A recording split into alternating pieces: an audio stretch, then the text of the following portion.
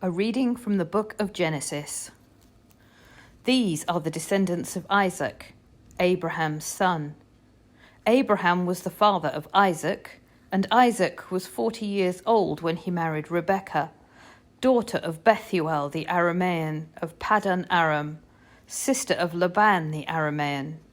Isaac prayed to the Lord for his wife, because she was barren.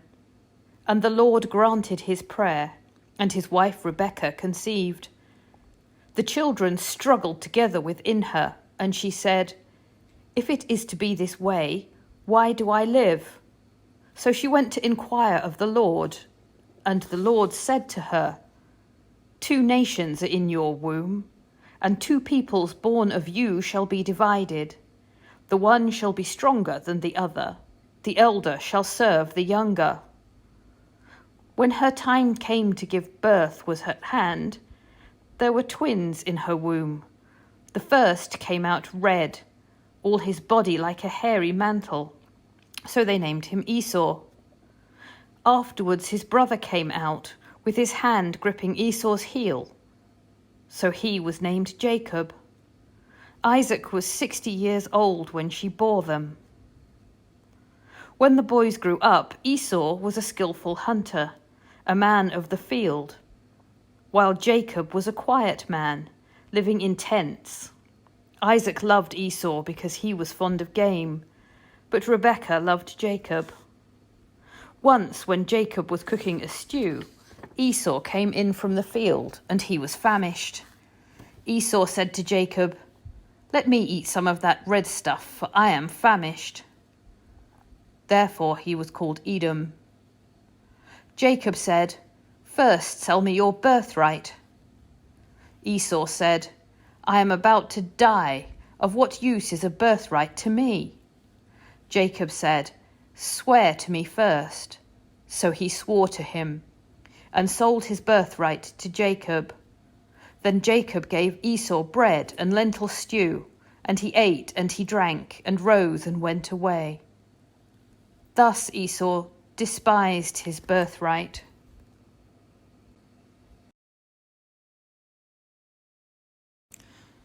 The 119th Psalm, verses 105 to 112. Your word is a lantern to my feet, and a light upon my path. I have sworn and am determined to keep your righteous judgments. I am deeply troubled. Preserve my life, O Lord, according to your word. Accept, O Lord, the willing tribute of my lips,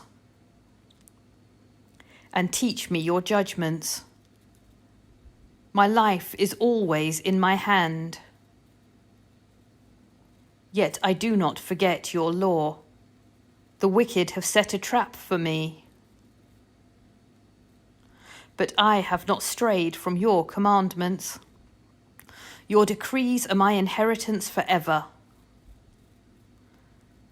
Truly they are the joy of my heart.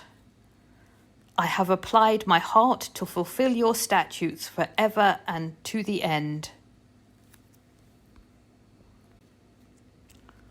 A reading from the prophet Isaiah. As the rain and the snow come down from heaven, and do not return there until they have watered the earth, making it bring forth and sprout, giving seed to the sower and bread to the eater, so shall my word be that goes out from my mouth. It shall not return to me empty, but it shall accomplish that which I purpose, and succeed in the thing for which I sent it. For you shall go out in joy, and be led back in peace. The mountains and the hills before you shall burst into song, and all the trees of the field shall clap their hands. Instead of the thorn shall come up the cypress, instead of the briar shall come up the myrtle, and it shall be to the Lord for a memorial, for an everlasting sign that shall not be cut off. The 65th Psalm, verses 9 through 14. You prepare the grain, for so you provide for the earth. You drench the furrows and smooth out the ridges. With heavy rain you soften the ground and bless its increase. You crown the year with your goodness, and your paths overflow with plenty. May the fields of the wilderness be rich for grazing, and the hills be clothed with joy. May the meadows cover themselves with flocks, and the valleys cloak themselves with grain. Let them shout for joy and sing.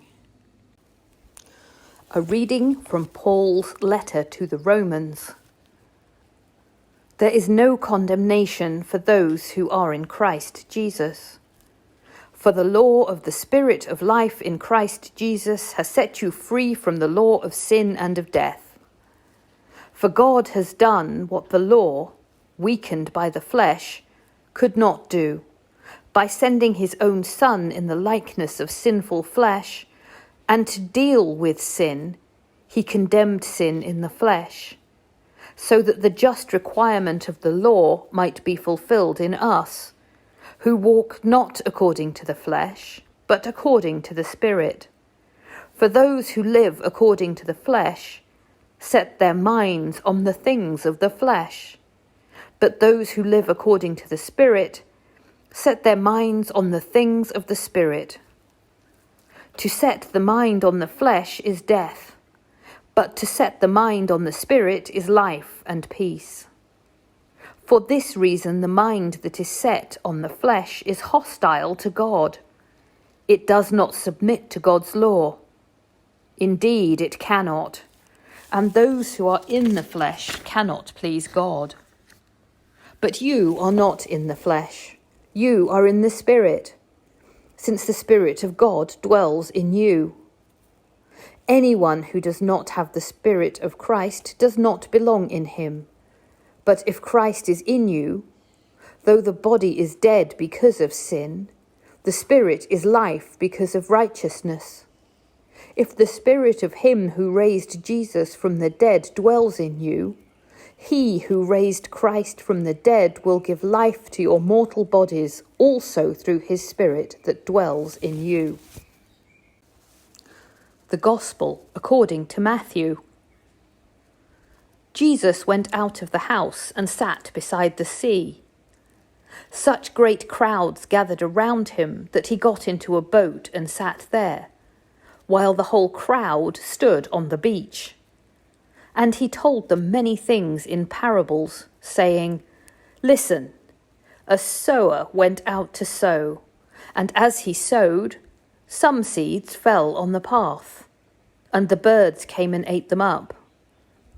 Other seeds fell on rocky ground, where they did not have much soil, and they sprang up quickly, since they had no depth of soil. But when the sun rose, they were scorched, and since they had no root, they withered away. Other seeds fell among thorns, and the thorns grew up and choked them. Other seeds fell on good soil and brought forth grain, some 100-fold, some 60, some 30. Let anyone with ears listen. Hear then the parable of the sower. When anyone hears the word of the kingdom and does not understand it, the evil one comes and snatches away what is sown in the heart. This is what was sown on the path. As for what was sown on rocky ground, this is the one who hears the word and immediately receives it with joy. Yet such a person has no root, but endures only for a while. And when trouble or persecution arises on account of the word, that person immediately falls away. As for what was sown among thorns, this is the one who hears the word, but cares of the world and the lure of wealth choke the word, and it yields nothing. But as for what was sown on good soil, this is the one who hears the word and understands it, who indeed bears fruit and yields, in one case 100-fold, in another 60, and in another 30.